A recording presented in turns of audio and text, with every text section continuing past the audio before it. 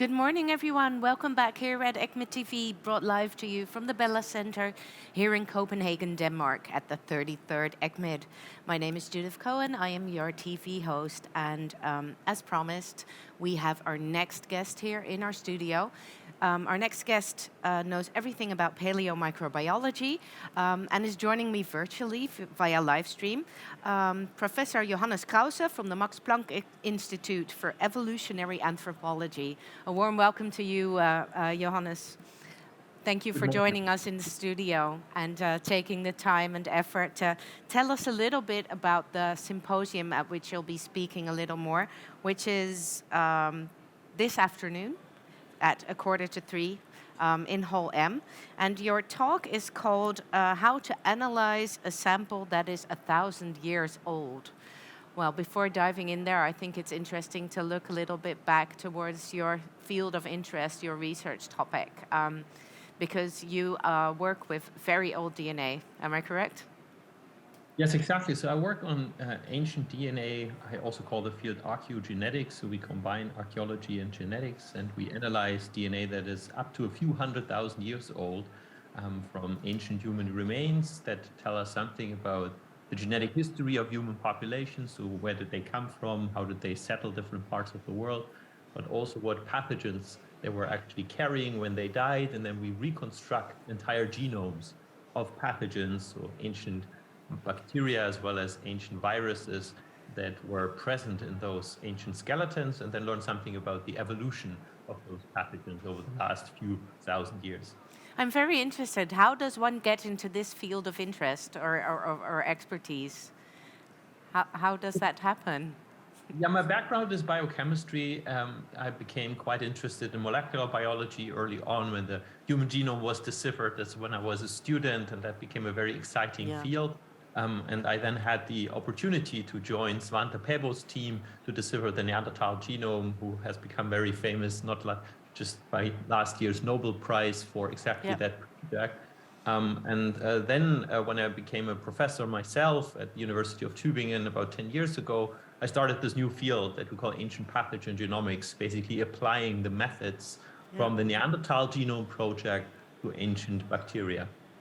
And you managed to find a gene that is associated with both Neanderthals and the modern humans. I remember a gene involved in the language skills of Neanderthals and modern humans. Or that was one of my PhD projects was looking into the so-called FOXP2 gene, which is a gene that is thought to be a language gene because people that have a broken gene cannot speak properly. Evolutionary, there is a difference between chimpanzees and modern humans, and it was thought that Neanderthals might not have that gene, so that's why modern humans might have replaced Neanderthals. But what I could actually show is that the Neanderthals have the same gene like modern humans have. So at least from that point of view, we cannot say that Neanderthals could not speak, so that was not the reason. But during that project, we then also found Neanderthal bones that we could use to study the entire genome, and that's what then became the Neanderthal Genome Project, and now the ability to really distinguish Neanderthals from modern humans genetically. Yeah. So your talk is called How to Analyze a Sample That is 1,000 Years Old. Where do you start? What are the difficulties? What are the challenges with these ancient samples? Yeah, you have to find, of course, first of all, skeletons from the past that you might be able to study. And depending on the context that you want to study, you need the right material. In our case, for example, I will take a showcase, and that was the deciphering of the causative agent of plague, so Yersinia pestis from the past. We had to find mass burials or burials from time periods where plague was plaguing the world, like, for example, during the Black Death in the 14th century. And then, of course, you have to find methods, molecular methods, to not just extract the DNA from that ancient bones, but also to reconstruct and enrich for entire genomes. And then, of course, do a lot of bioinformatic analysis to compare genomes from the past that you have to puzzle together to the genomes of those bacteria from today. So are the samples, the ancient samples, are they stable? Do you have problems with that? Or is it just as easy to do a genome sequencing on ancient samples as on modern samples that have just been sampled? Yeah, the main challenge is that if a bone has been in the ground for hundreds of years, it gets contaminated with soil bacteria and all kind of DNA. There's a lot of organisms in the soil, and they leave their genetic traces in the material as well, because a bone is not a closed system. It's more like a sponge. It takes up everything from the environment.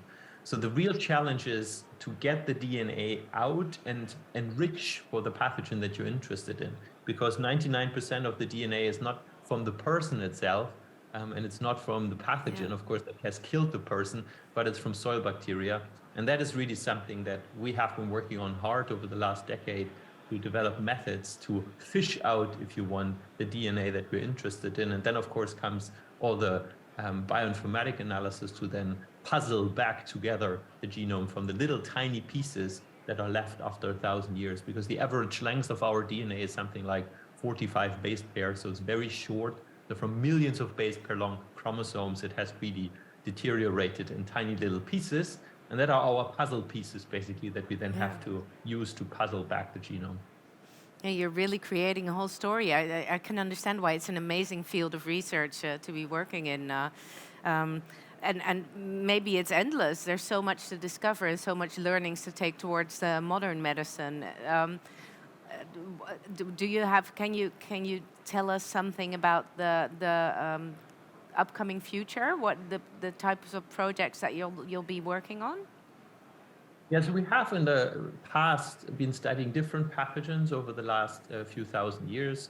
So we traced, for example, Yersinia pestis, so the causative agent of plague, back into the Stone Age, and we could reconstruct early, actually, epidemics or pandemics that are prehistoric, so that nobody wrote anything about them. We didn't know about them, but now we know that those happened thousands of years ago, which is very exciting because it kind of combines history with the history now also of diseases. And diseases have certainly, as we know, for historical time periods, played an important role in the past. And of course, this also gives us information about how pathogens evolve, how they change through time, what is their mutation rate, what changes had to happen to a pathogen that it became human adapted. And I mean, we have experienced the pandemic over the last 3 years. We all know how important this topic is to study pathogen evolution and trying to understand better how pathogens change through time. And this type of microevolution that we've seen with the SARS-CoV-2 virus, we basically now trace back over thousands of years and see kind of this long-term evolution, because we're mostly dealing with bacterial pathogens, and they actually evolve much, much slower, of course, than an RNA virus like SARS-CoV-2. And we are also interested on the human side, so not just in how the pathogen changes, but also how the human adapts to the pathogen. So are there mechanisms that, for example, cause certain mutations to rise because they're giving us immunity? So one example is sickle cell anemia, so which gives you resistance against malaria, which has risen in frequency, and we're trying to trace down where it happened, when it happened, and not just for that type of immunity gene, but also for many others. And then also, of course, what was the impact of some of those pathogens, like Yersinia pestis, for example, causing major outbreaks like the Black Death, where half of all Europeans died. Did that actually leave genetic traces in the humans that live today? So do we have some immunity that past people did not have, which is also, of course, quite important. And we're looking at that in Europe, as well as in the New World, where we're interested in the pathogens that have been introduced by the Europeans after contact in the 16th century. And there's the same question, not just what pathogen was there, how did it change through time, but also how did it change the human population? So can we actually see that Native Americans today or in later time periods carry certain genes that give them a certain amount of immunity against the pathogens that have been present or have been introduced at that time? Do you think the modern human responds very differently to pathogens than, let's say, 700 years ago? It is, of course, today very different in the way that we have medication, we have antibiotics, we have all kind of treatments. So in that way, of course, something like Yersinia pestis is not a global threat anymore, because we have very powerful drugs that can help us to fight against those diseases, which is, of course, not true for every disease. And antibiotic resistance is becoming more and more a problem, like tuberculosis, for example, or Treponema pallidum, the causative agent of syphilis. But the pathogens themselves have actually not evolved as much as you might think. I mean, you have antibiotic resistance like we see for Treponema pallidum. So for syphilis, really, you see this kind of evolving as well as for tuberculosis, but for Yersinia pestis, for example, we have not seen that. So it has not become antibiotic resistant. And it's very much the same pathogen 700 years ago, like the one that you find in the Grand Canyon today, or the one you find today in Madagascar or in Central Asia. So the pathogen is still around that caused the Black Death, and it has actually not changed that much. So if it kind of meets the same circumstances, it would actually cause the Black Death again. So the pathogen itself is still very, very lethal, and has a very, very high mortality if untreated. Which is, of course, also an interesting piece of information, which we did not have before our research, but now we do. Now we know actually exactly what genome, what type of strain caused the Black Death, and we can now say, biologically, it was not special. It had nothing. It had not special virulence genes that today. It's really the same pathogen. It hasn't really changed that much. There's like 100 nucleotide changes in the last 600 years, and those are mostly synonymous. They don't cause any change in the protein structure. So it's really the same pathogen. It's fascinating, yeah. Piece of information, if you think about it, the biggest killer in human history is still around in a lot of places in the world today. Yeah, I'm not sure a lot of people will be aware of that fact. So it is really fascinating. Well, so you'll be discussing this and more, I think, during your talk tomorrow. Yeah, well, thank you for taking the time and effort to coming into our TV studio today already to lift the veil a little bit on what you'll be talking about. I think this will definitely serve as a teaser for many of our viewers. So if you want to join the session in which Professor Johannes Krause will be talking about this paleomicrobiology and samples that can be analyzed at least 1,000 years old, please come in today to Hall M at 2:45, because he will be speaking there during the symposium, which lasts an hour. And we hope to see you back at the clock of noon today, when we will be hosting our Lucky Wheel of Fortune again. So this is your opportunity to win some more great prizes, ESCMID and ECCMID merchandise. We will make sure that the link will be put out just before 12 o'clock through the channels of the online platform of ECCMID. So just enter into our link, and we'll see you here in our Zoom. And maybe I will get to select you to have your own lucky spin on the Wheel of Fortune. So I hope to see you all at noon. And thanks again, Johannes Krause.